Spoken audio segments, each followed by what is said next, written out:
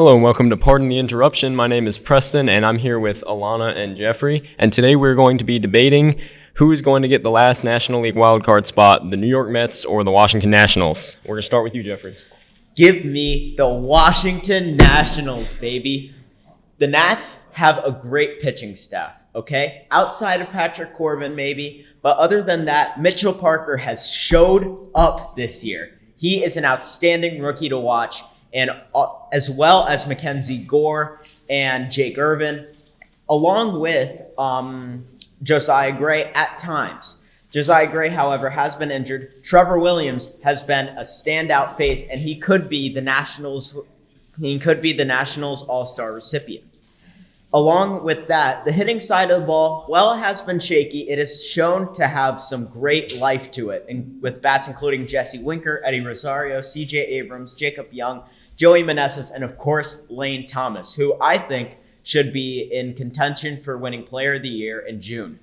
Lane Thomas is not winning Player of the Year in June, and there's no way that the Nats are going to make the playoffs over the Mets. The Mets have more offensive weapons. You ready for this? Francisco Lindor, Pete Alonso, Starling Marte, rookie Mark Vientos has had a fantastic season so far. And look at the pitching staff. Josiah Gray, injured. Trevor Williams, injured. They're thinking about moving Trevor Williams to the bullpen when he gets back. There's no way that they are going to be able to be successful with that pitching staff and that lineup. But the Mets, you look at it, okay, maybe the pitching has had some issues, but the offensive power is what's going to win them over for the playoffs, and there's no way the Nats can beat that.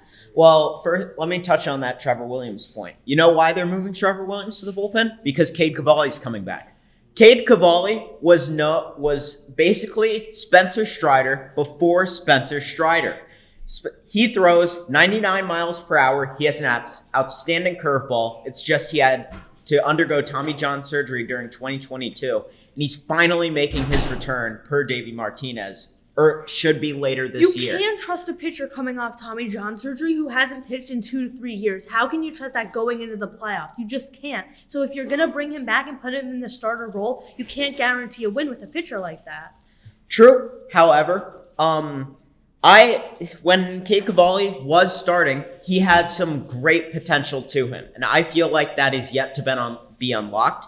And I feel like that the Mets bats are all names of just star power. I feel like just fear-mongering with star power isn't going to win you any games. I feel like that the Mets lineup, while they have great names, Francisco Lindor, Pete Alonso, JD Martinez, those are all bats that have great names to them, but not a lot of value anymore. Well, see Francisco Lindor, like at the beginning of the year. That was the beginning of the year. That's not right now, though. Yeah, true. However, that was a .042 batting average. And that he has is turned terrible. It around, and he's gone back to the point where he is the Francisco Lindor that we have known. If you look at it, okay, maybe the bullpen isn't great, but Adam Ottavino has shown bright spots. When Edwin Diaz is on, he is one of the best pitchers in the league. You cannot count out the Mets. And the reason that these names are big names is because they are offensive stars when they are in their prime.